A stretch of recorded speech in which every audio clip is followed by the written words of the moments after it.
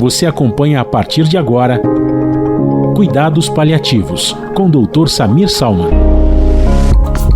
Um programa sobre bem-estar e qualidade de vida, sempre com convidados especiais da área da saúde e cultura. Apresentação: Vinícius França. Apoio: Instituto Premier. Olá, é um prazer recebê-lo no programa de Cuidados Paliativos. É o nosso segundo programa, hoje recebendo convidados mais do que especiais, mas também com uma novidade. Pensando que você é muito importante para a gente já determinou que existe um e-mail para você mandar qualquer pergunta que você queira para a gente poder conversar, fazer disso uma via de duas mãos. Então anote aí, cuidadospaliativosprograma@gmail.com. Vou repetir, cuidadospaliativosprograma@gmail.com. No programa de hoje, estamos recebendo mais uma vez o Dr. Samir Salman, que faz a apresentação junto comigo. Dr. Samir, boa noite. Bom dia, boa tarde, seja o horário que as pessoas estiverem ouvindo o programa. Boa noite, Vini. É um prazer falar com você e muito feliz com os convidados de hoje. Bom, por falar em convidados, a pessoa que eu vou apresentar agora é Ricardo Tavares de Carvalho, médico cardiologista intensivista com área de atuação em medicina paliativa, coordenador do Núcleo Técnico Científico de Cuidados Paliativos do Hospital das Clínicas da Faculdade de Medicina da USP e diretor do Instituto Paliar. Então, Ricardo, é um prazer recebê-lo. Seja bem-vindo. Obrigado, um prazer estar aqui com vocês. E também Toninho Carrasqueira, flautista, doutor livre docente pela USP, onde coordena o projeto Sabiá Laranjeira, que leva a música a escolas públicas de ensino fundamental. Tem vários CDs premiados e centenas de apresentações em mais de 40 países. Toninho, me dá um oi aqui, por favor. E também Heloísa Fernandes, pianista e compositora, descrita pela crítica como lírica e luminosa. Tem a cultura popular brasileira como fonte catalisadora e inspiradora. Em sua carreira internacional, destacam-se solos em importantes festivais como o Spoleto Jazz Festival, uma recente turnê nos Estados Unidos, e a participação ao lado de Philip Glass em sua última estada no Brasil. Obrigado pela sua presença, Luísa. Eles vão estar tocando para a gente flauta e piano. Mas a nossa conversa vai direto para o Dr. Ricardo Tavares de Carvalho. Doutor Ricardo, o Hospital das Clínicas é uma referência mundial. Eu acho que é um dos lugares mais malucos que eu já tive a oportunidade de visitar, pelo gigantismo, pelas necessidades, pelos problemas, pelas soluções. Como é que é estar lá dentro, doutor Ricardo? Olha, por uma contingência da vida, estar lá dentro, para mim, graças a Deus, foi uma coisa natural. Eu estou lá há 30 e poucos anos. Eu entrei na faculdade de medicina lá e não saí mais de lá. Eu cheguei em 1984 na cidade universitária, em 1986 eu fui para o prédio da faculdade, e uma vez formado eu fui para o prédio de trás, do Hospital das Clínicas, e rodei muito por lá. Eu comecei como cardiologista na formação, depois eu fui para a UTI, depois eu fui estudar bioética, porque eu já não estava muito contente com o que eu estava fazendo. E aí, na bioética, eu entendi, quer dizer, eu descobri, conheci algo que já existia, que eu não conhecia, que chama cuidado paliativo. E a partir daí, eu estou nessa área direto.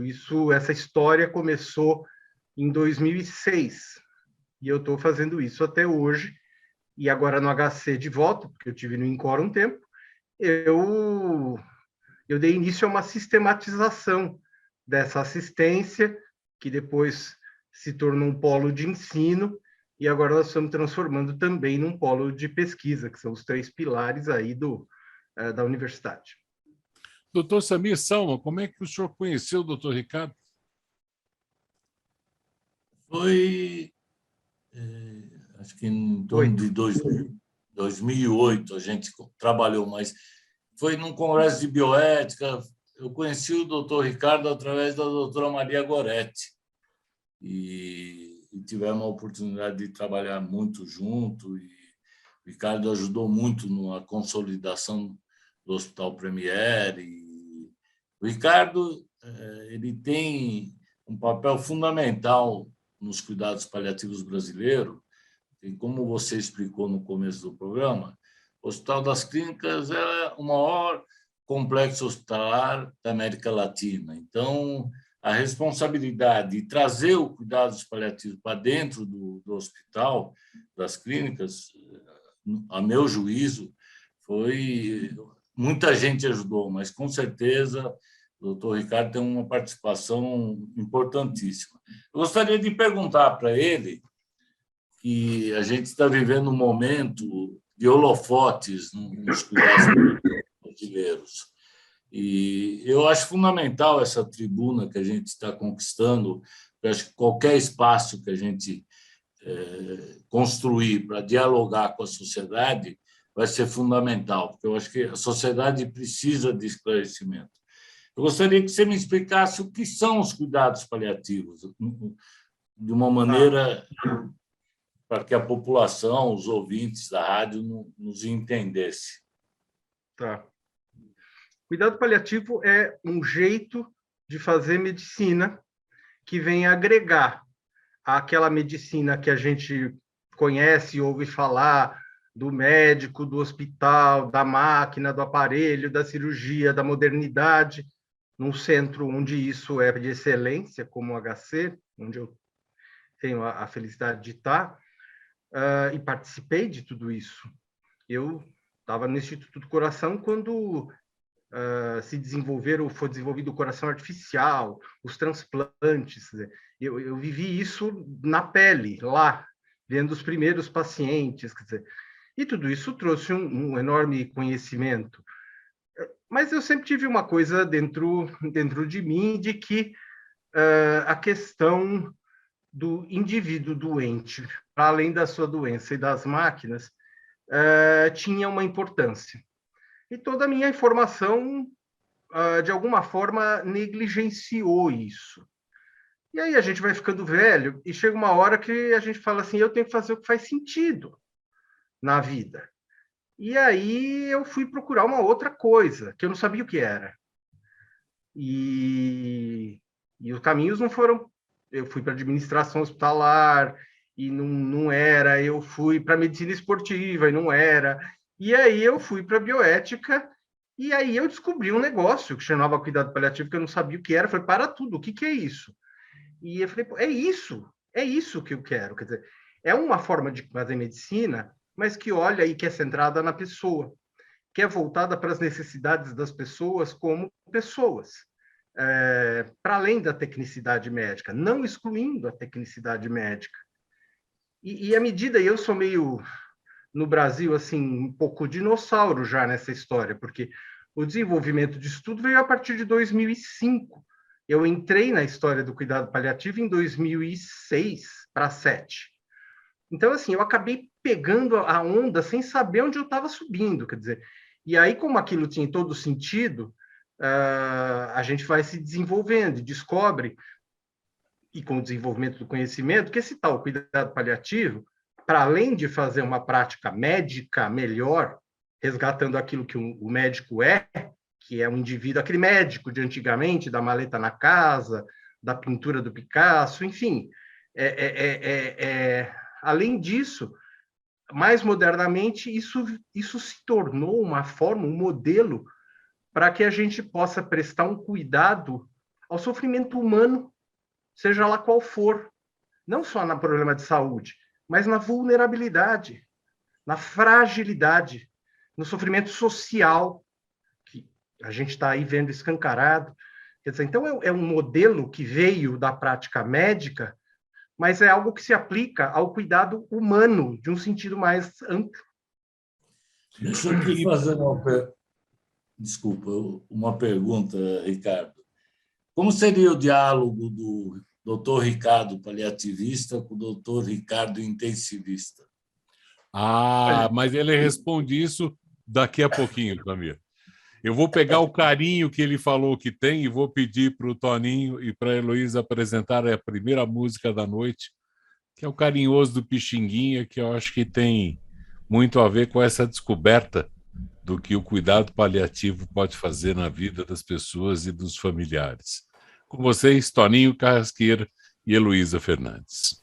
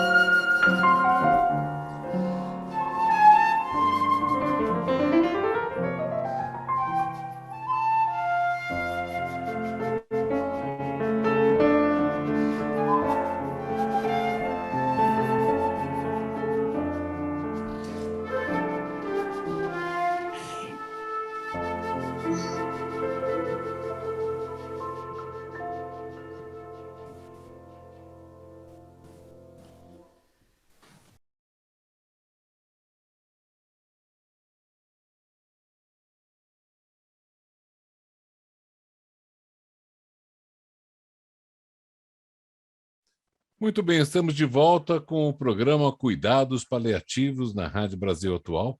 Nós estamos recebendo o Dr. Ricardo Tavares de Carvalho, médico cardiologista intensivista, com área de atuação em medicina paliativa, coordenador do Núcleo Técnico Científico de Cuidados Paliativos do Hospital das Clínicas da Faculdade de Medicina da USP, diretor do Instituto Paliar. O Dr. Samir Salman tinha deixado uma pergunta no ar no módulo anterior. Por favor, repita a pergunta, doutor Samir. Gostaria de saber do Dr. Ricardo como seria um encontro hipotético, não é evidente, entre o Dr. Ricardo paliativista e o intensivista. Eu acho que, como ele disse na fala dele, é inegável o avanço da medicina, mas também é inegável a obstinação terapêutica existente, né? Ainda mais no combate àquilo que é a única certeza que nós temos na vida, né? Porque são dois polos que podem atuar junto, mas tem aí. Eu queria saber dele mesmo, como é que foi essa transformação de intensivista para paliativista? Olha, eu fui ser médico porque eu achava que ser médico era fazer uma medicina para as pessoas e não para mim. Mas eu fui formado numa escola muito técnica, tecnicista.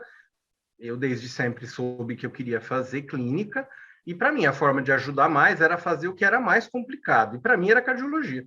E dentro do que era mais complicado e portanto me atraía, eu fui fazer de novo o que era mais complexo, que era fazer UTI.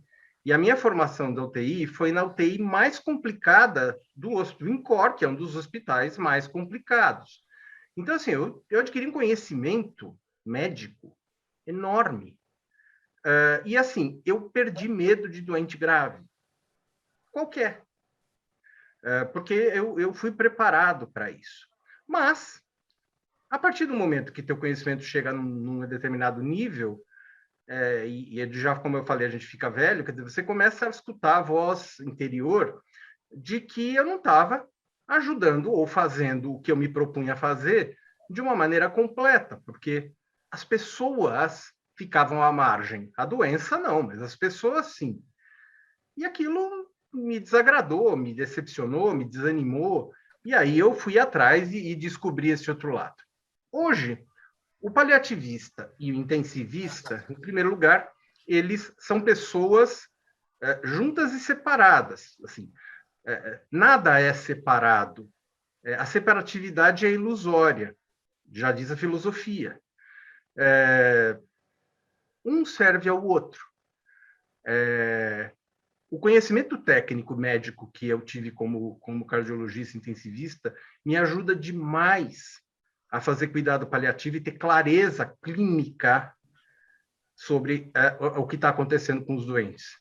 As minhas habilidades humanas, que também já vinham de alguma forma sendo desenvolvidas e ganharam terreno para ser mais desenvolvidas, passaram a ajudar o intensivista.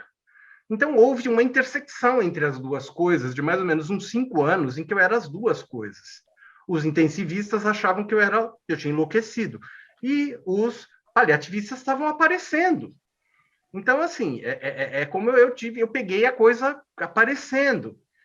Hoje, depois de muito tempo, eles conversam muito bem. Mas, assim, eu entendi para mim que era impossível servir a 2 senhores. E eu tive que decidir o que eu ia fazer. Tem paliativistas bons que fazem UTI, que vieram da UTI como eu. Mas eu entendi que hoje isso não faz mais sentido na prática que eu quero. Mas entrar dentro de uma UTI, discutir um caso de UTI, discutir diálise, discutir um monte de coisa, para mim continua sendo absolutamente tranquilo e faço com conhecimento de causa, que tive tempo para ter. Então, a conversa é de igual para igual, é muito tranquila. Eu conversar com eu presente com o meu passado e conversar com aqueles que estão tanto de um lado como do outro dessa história. Então, para mim, é muito sossegado isso, é realmente natural. Mas há uma mudança. Deixa eu colocar uma coisa que eu acho fundamental aqui. Me perdoe a interrupção. Você começou e falou disso de uma jornada pessoal. De repente, você começou a ensinar isso. Esse foi o pulo do gato? Porque quando você tem algo valioso, você precisa fazer ele chegar nos outros. E eu sempre gostei de ensinar. Eu sou professor desde os 11 anos de idade, porque eu tinha facilidade para estudar, e aí nas vésperas das provas eu reunia a patota e passava ensinando eles o que eles não aprenderam, assim, porque não prestaram atenção ou porque não foram na aula. E aí, assim, ensinar sempre foi uma coisa também muito natural. E assim, eu tinha jeito para coisa. Então, assim, no meio universitário, isso te é colocado, né? Faz parte. Então, foi natural também. E aí, além de natural, quando você, como eu disse, tem uma coisa valiosa na mão e que você percebe que as pessoas não estão percebendo e que é importante para o outro, eu me senti na responsabilidade de também ensinar. E aí, eu ensino cada vez mais. Eu comecei em pós-graduação, graduação, agora em residência, médica, não médica. Claro que eu não ensino enfermeiro a ser enfermeiro, mas eu ensino ao enfermeiro aquilo que ele precisa saber para ser paliativista, assim como o médico, o psicólogo. E eu não ensino ninguém a ser psicólogo nem médico, eu ensino a ser paliativista, o que é diferente e agrega valor. E as pessoas procuram, gostam, lhes interessam. A prática dos cuidados paliativos nos leva muito mais a olhar o doente do que a doença, não é assim? A gente acaba trazendo as outras dimensões que fazem parte do ser humano para cima da mesa, para a discussão, né? Porque entendemos que o ser humano não é só um ser biológico, é um ser espiritual, um ser social, e isso não nos é ensinado na faculdade, né? Não foi, para mim não foi, imagino que para você também não. E aí você está lidando nessa formação que é multiprofissional, eu imagino que... Como é que tem sido, ao longo desse tempo, desses anos do HC, esse trabalho de formação? E como é que você vê nós avançamos, temos mais paliativistas? Como é que faz uma análise ao longo do tempo da evolução desse processo aí? Bom, eu venho de um lugar que não era esse, então eu também tive que aprender. Então eu fui estudar, eu acabei fazendo um curso, teve uma oportunidade, e aí eu literalmente busquei uma oportunidade de fazer isso acontecer onde eu estava, que na época era no INCOR. Como isso não aconteceu e as pessoas não entendiam direito o que era aquilo, e eu comecei a ser visto até de uma maneira esquisita, eu atravessei a rua e falei, eu posso ajudar a fazer alguma coisa diferente e necessária aqui.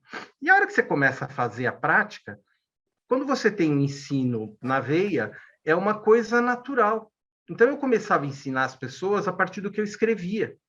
E, num determinado momento, eu comecei a encontrar as pessoas no café, gente que eu não conhecia, com cópias de evolução médica, que eu, de curioso, olhava, porque tinha uma característica, elas eram muito cheias de informação, não era telegráfica, ela era descritiva. E aí eu comecei a ver que eram minhas. E assim, por quê? Porque eu ensinava na escrita, no primeiro momento, as pessoas a olharem para as necessidades sociais e como talvez ajudar a resolvê-las, e psíquicas, e etc, etc, e que isso fazia parte do sofrimento que elas estavam tendo e que não estava sendo percebido. A partir disso, as pessoas começaram a bater na porta onde eu ficava, que era uma salinha escondida. Eu falei, eu queria falar com o fulano, com o Ricardo, porque eu sei que está acontecendo cuidado paliativo e eu ouvi dizer que está sendo interessante, eu queria entender. E aí as pessoas começaram a aparecer e começaram a juntar. E aí eu falei assim, bom, eu preciso, então, fazer alguma coisa, criar institucionalizar isso. E aí a gente criou uma complementação dentro da geriatria, que é a área onde eu acabei ficando ligado. E isso já teve uma procura. E aí, então, eram procuras eventuais, sem nenhum tipo de compromisso acadêmico. Começa com uma coisa de... Estavam procurando uma coisa, um tutor, uma coisa diferente. Não tinha isso. E aí, depois, a gente criou isso. E aí, depois, isso virou, a partir de 2014, uma residência, tanto médica como multiprofissional. E grande. E aí eu falei assim, bom, na pior das hipóteses dá certo, a gente vai ver o que faz depois. E deu certo. E aí eu tinha a enorme responsabilidade na mão de, além de organizar a assistência, que já era grande, e com pouca gente, organizar o ensino. E aí a gente organizou o ensino. E aí começaram a vir cursos, e na época eu já ensinava na pós-graduação. E aí não parou mais. Hoje, só o HC... Você vai me contar daqui a pouquinho, porque é uma bicicleta que você não conseguiu descer até agora, pelo que eu percebi. Vamos lá, Toninho, sua vez. Vamos com Rosa de Pixinguinha e daqui a pouco o doutor Ricardo Tavares conta mais sobre o que é andar nessa bicicleta. Com você, Toninho.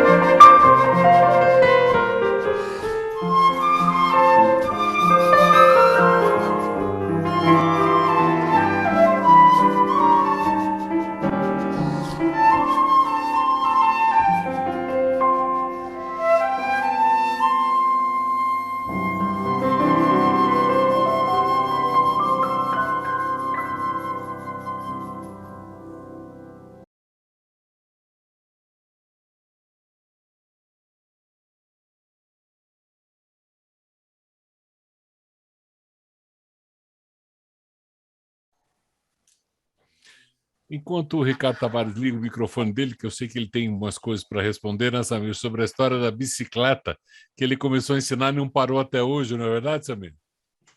A gente está tendo, no bloco anterior, ouvindo o relato do doutor Ricardo, de como ele foi trazendo os cuidados paliativos para dentro do complexo do HC, né? E aí, como você está dizendo aí, como é que foi, Ricardo? Nos conte do meio para frente agora. Bom, eu estava lá dentro, eu já tinha conseguido chegar lá, e eu não fui o primeiro a fazer cuidado paliativo lá, mas o cuidado paliativo nunca foi entendido como um desejo institucional, como uma prioridade institucional. Se eu tive alguma contribuição, foi escancarar isso, e aí com informação, porque aí aí pego outra vertente minha, eu sou muito sistemático, e assim, eu tenho que provar para eles que isso é importante. Então, além de fazer o mais bem feito possível, e eu comecei a chegar cada vez mais cedo e não ter hora para sair, porque eu era sozinho, para um hospital de 2.000 leitos. Obviamente, a demanda não era total no primeiro momento, porque as pessoas estavam tomando pé. Mas chegou num ponto que eu falei assim, eu não dou conta de trabalhar, e olha aqui os números, eu preciso de mais. E começou a aparecer aluno para ficar atrás, para aprender alguma coisa. Então, eu tinha que ensinar fazendo, era aprendizado pelo exemplo. E aí, a gente sistematizou tudo, o núcleo cresceu, eu consegui mais gente, e aí isso começou a aumentar, o interesse começou a aumentar, e a gente abriu as residências, e agora a gente já formou 1/3 dos profissionais médicos do Brasil foram, até hoje, que são 150, e de 2014 para cá, não é muito, mas são 150, são 17 programas de residência, o nosso é o que tem mais vaga, existe desde 2014, o primeiro foi em 2012, mas a gente já formou, pela capacidade de ter mais aluno por ano, já formou 1/3 das pessoas que estão aí. E fora isso, tem cursos de pós-graduação, na qual eu atuo também. Então, são vertentes diferentes. E o foco agora é o que não pode deixar de ser, que é a graduação. As pessoas precisam sair da escola médica e da escola das outras áreas da saúde com esse conhecimento. Então, a minha bandeira atual, além de carregar todas as outras, a bicicleta ela vai aumentando, o degrau vai ficando o pedal vai ficando mais duro. Porque assim, você era uma coisa, depois são 2, agora são 3, e carregar assistência, vai ficando mais pesado. Mas não dá para parar. Então, assim, agora não. Então, a gente continua ensinando e estruturando. E num hospital como aquele, como eu disse, as necessidades de pesquisa e desenvolvimento acadêmico começam a ser cobradas. Isso, para mim, particularmente, é um super peso na bicicleta. Mas estamos aí, a perna ainda aguenta. Então, é isso que tá acontecendo. Então, hoje, falar em cuidado paliativo é muito diferente do que era 15 anos atrás. Tem formas para se formar, tem níveis diferentes de formação. Ainda estamos mais, principalmente, em ensinos de ensino no Sudeste e no Sul, um pouco mais agora no Nordeste. Mas o Centro-Oeste e o Norte, praticamente não existe isso. Agora, deixa eu aproveitar essa sua reflexão. Como é que você acha que o cuidado paliativo está chegando para a sociedade, para os leigos? Eu te faço essa pergunta por conta dos cuidados paliativos estarem nos holofotes agora. Uhum. A gente teve um comentário infeliz, que já foi retratado, enfim. Mas você acha que esse diálogo com a sociedade é importante? Porque são eles os maiores beneficiados, né? A gente fala, às vezes brinca que a gente faz também benefício próprio, porque todo mundo fica doente e até morre, né? Até prova o contrário. Então, lembrando que cuidado paliativo não é só para quem está morrendo, mas em toda a linha do cuidado, e isso está cada vez mais claro a partir das definições das sociedades internacionais, não sou eu que estou falando. Em 2014, a Organização Mundial de Saúde fala que isso tem que ser para todo mundo. Como é que você cuida de todo mundo num hospital de 2.000 leitos? A gente tem que começar com prioridades. Começa de quem está precisando mais. Quem está precisando mais? Quem está morrendo mal agora. E aí a gente vai vindo para trás. na curva da evolução da doença. Hoje a gente já consegue vir um pouco mais para trás, 11 anos depois. Então não é rápido. Agora, a sociedade é parte fundamental disso, porque, como você disse, eles são maiores beneficiados, como nós, mas isso também, ao longo da expansão do conhecimento, ficou claro e definido também internacionalmente, não sou eu que estou falando, que isso é um direito humano. Então, nós advogamos pelo cumprimento de um direito humano, de ser bem cuidado nas suas questões, na sua fragilidade e vulnerabilidade, também nas condições de saúde, mas não só. Esse mês de outubro a gente comemora o Dia Mundial de Cuidado Paliativo, no segundo sábado do mês. E o tema, cada ano tem um lema, o tema desse ano é não deixe ninguém para trás. Como não deixar ninguém para trás num país de 200 milhões de habitantes? Então, a gente tem que começar de algum lugar. Então, é esta sistematização que eu apregou e que eu estou contando de novo essa história. Assim, como que é fazer isso aparecer num hospital de 2.000 leitos? E a gente hoje atende 1.000 pacientes novos por ano, só no setor itinerante, fora o ambulatório, fora... Então, assim, cresceu muito, cresceu muito. A bicicleta está cada vez mais pesada para pedalar, mas não é hora de parar, e a perna aguenta. Então, a gente vai. Agora, é muito importante que a sociedade saiba e cobre isso das instâncias institucionais e governamentais como um direito já conquistado. Então, tem que saber muito bem o que é, e a desinformação só faz mal. Então, quando a coisa vai para a pauta, mas entra... E aí nós estamos no mundo das fake news e das situações manipulatórias. Então, as pessoas manipulam a informação do jeito que elas querem e que interessam, e não no interesse da sociedade. Então, é importante que a gente esclareça para a sociedade. Isto é um direito seu, exija, e isto é bom para você, para sua família, para quem você ama. Então, precisa conhecer bem. Não pode achar que é uma coisa para a morte, muito menos que é uma coisa criminosa, macabra, como alguém falou outro dia. Quer dizer, não dá, gente. Não dá. O nível do conhecimento hoje não permite mais que a gente se perca, se confunda com esse tipo de discurso. Então, assim, é importante. E me diz uma coisa.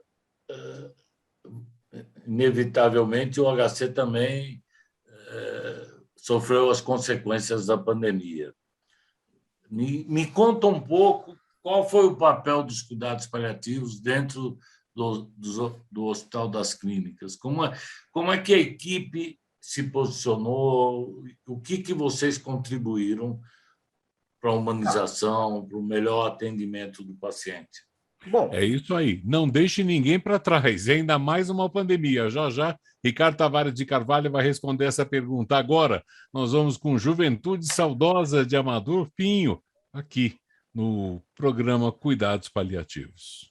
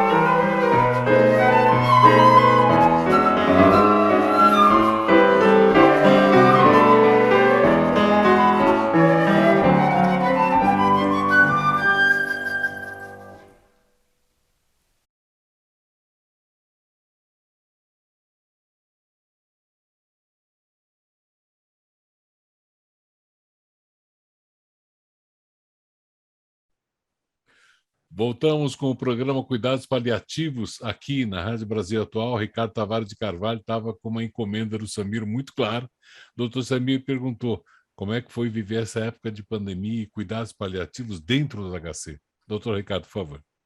Bom, foi tudo muito rápido, né?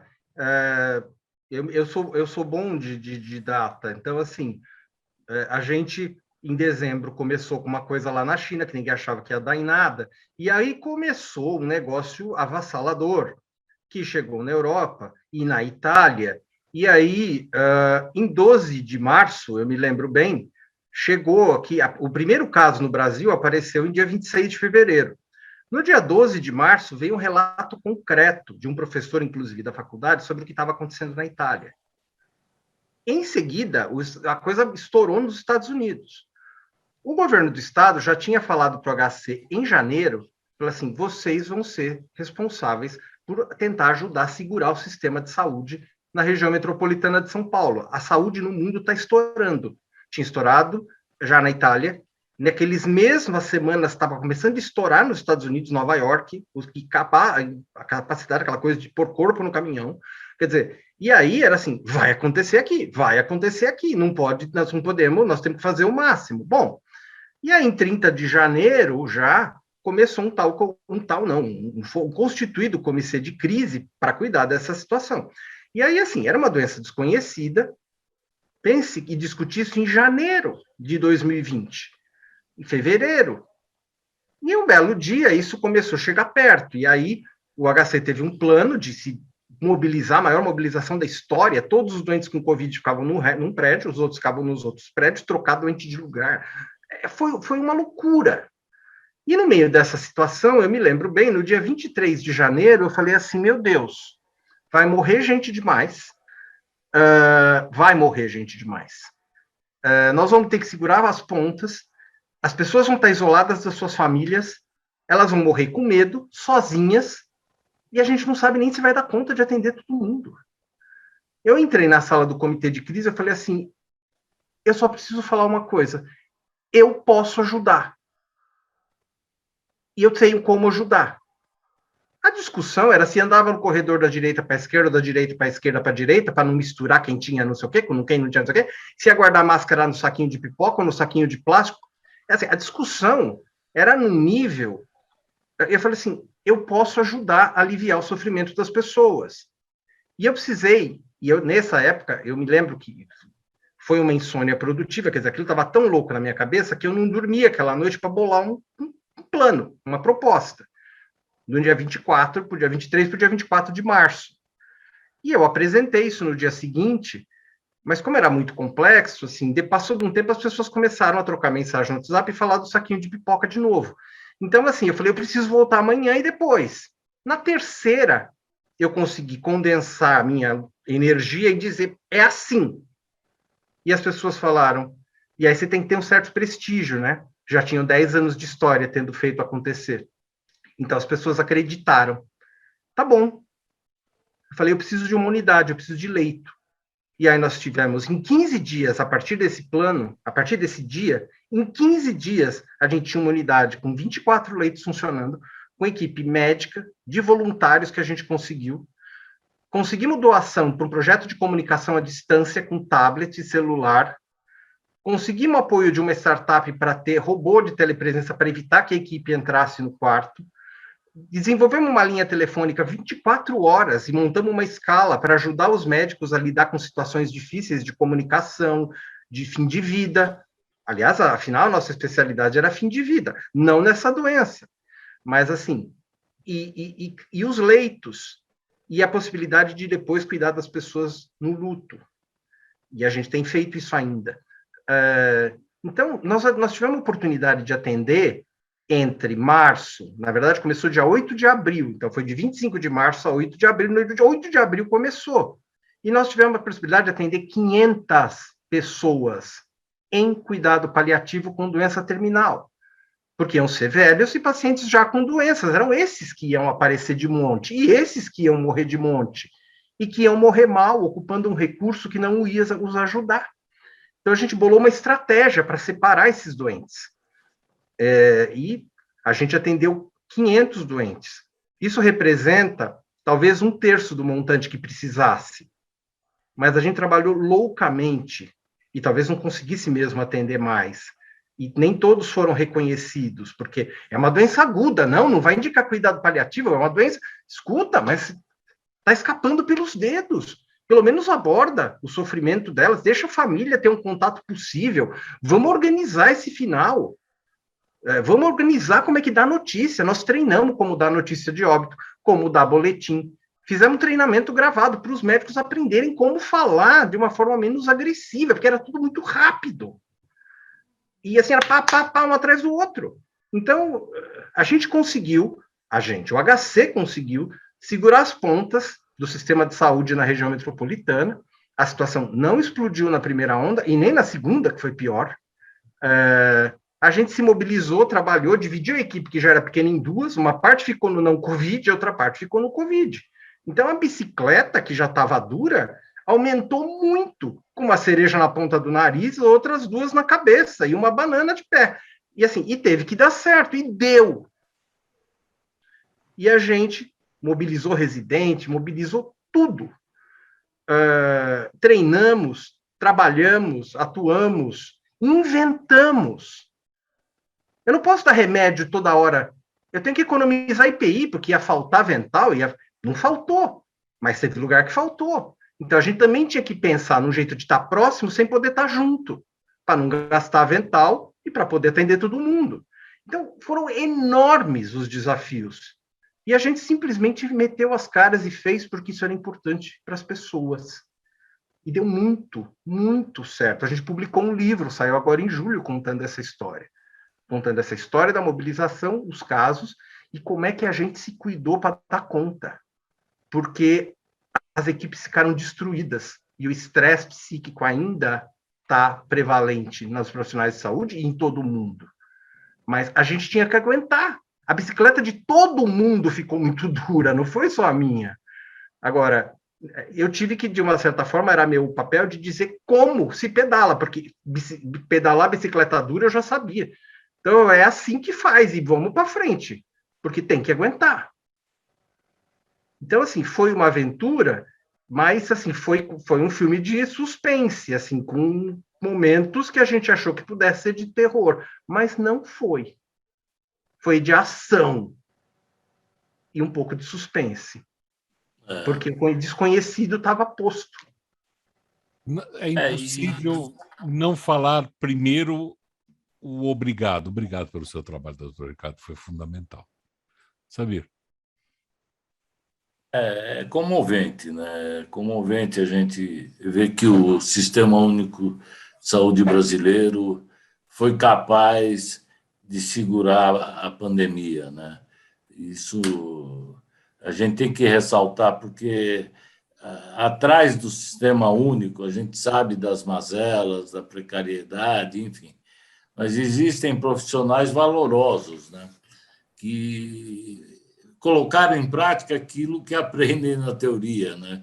Porque eu acho que esse é o grande problema da sociedade. A gente não pode ficar preso a discursos de retóricas estéticas e, na hora da prática, na hora que o bicho come, na hora que a pandemia vem, quer dizer, a importância da filosofia dos cuidados paliativos estarem presentes no meio das diretrizes do HC, na minha avaliação, foram fundamentais.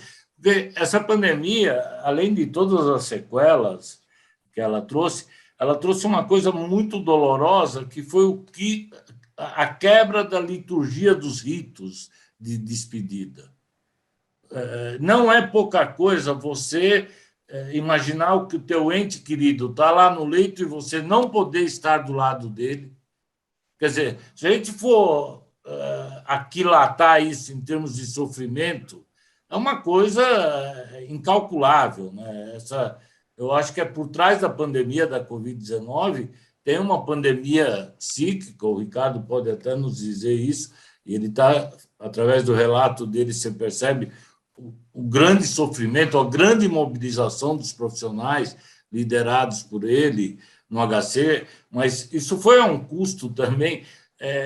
Então, diante de uma tragédia, eu acho que houve uma mobilização que acabou, de algum jeito, mitigando o sofrimento, né? Porque nós não podemos nos esquecer, o sofrimento ele ainda existe até hoje, nós estamos com a pandemia, ela está um pouco arrefecida, mas foram 600, acho que em torno de 600 mil brasileiros que já faleceram. E aí você vê a importância dos cuidados paliativos e a importância que a sociedade, através de um programa de rádio, venha conhecer o papel dos profissionais dos cuidados paliativos. Porque tem que sair do nosso gueto, tem que vir para a sociedade o que é feito nos bastidores. E eu quero parabenizar o Ricardo e assim, me sinto muito orgulhoso de todo o trabalho feito lá. Enfim, é isso. Posso só fazer mais um comentário? Rápido. Tem uma grande dose de voluntarismo, assim, de se colocar. Muitos, inclusive paliativistas, não entenderam, de primeiro momento, o papel que o cuidado paliativo podia ter. Em lugares de medicina mais desenvolvida, no hemisfério norte, serviços de cuidado paliativo foram desfeitos para dar espaço para o doente de Covid e os médicos do paliativo foram mandados para a UTI. Então, assim, a gente subverteu essa lógica. Falei assim, não, eu preciso continuar o que eu estou fazendo, porque é isso que vai ajudar. Ricardo, deixa eu... Qual que foi o... Desculpa, Vini, mas é importante essa pergunta. O índice de sobrevivência na enfermaria da UTI, na enfermaria... eu sei que você trabalha com números. Todos os doentes que internaram eram doentes que já tinham uma doença terminal para antes do Covid e pegaram uma forma de Covid grave, e por isso foram para o HC. Então, assim, eram duas circunstâncias em que não ia sobreviver. Então, quando a gente chegou para começar a trabalhar, todo mundo chorava, porque ninguém queria trabalhar no paliativo, porque só ia morrer. E aí a gente conseguiu explicar para as pessoas qual era o contexto, e a gente conseguiu dar alta hospitalar para em torno de 17% dos doentes. Em muitas UTIs, bem equipadas, principalmente naquele começo, a taxa de alta ficou em 25%. 25% com UTI, 300 máquinas, e 17% com cuidado paliativo sem nenhuma máquina. Em pacientes que eram todos portadores de doença terminal, de cara. Na UTI, não. Na UTI era gente saudável que evoluía mal e morria, também. Mas teve doente com doença terminal. Então, assim... A diferença é muito pouca. Então, eu estou levantando esses números com mais cuidado. Eu tive, assim, a pachorra de fazer um levantamento epidemiológico. Eu estou acompanhando todas as internações do HC nesse período, do cuidado paliativo e não. Então, assim, é muito interessante. Eu estou tentando correr para publicar isso, para além do livro. O livro só conta a história, mas os números a gente precisa deixar claro para a comunidade científica. É isso. Foi uma das maiores experiências do mundo. Eu levantei a literatura por conta de escrever, uma das maiores experiências do mundo. E se concentrar num único hospital, talvez a maior, porque os hospitais trabalhavam em 5, 6 hospitais da mesma rede, fazendo cuidado paliativo. A gente fez tudo isso num só. Não só reconhecendo o heroísmo, mas como o trabalho, a humanidade que foi apresentada. Doutor Ricardo Tavares de Carvalho, muito obrigado ao senhor e à sua equipe por tudo que vocês fizeram. Muito obrigado por participar desse programa que está terminando agora. Obrigado, doutor Samir Salman. E vou pedir que o Toninho Carrasqueira e a Luísa Fernandes fechem esse papo de anjo que a gente teve com os nossos convidados de Radamés em Atali nesse final de programa, e a gente se vê semana que vem. Toninho, por favor.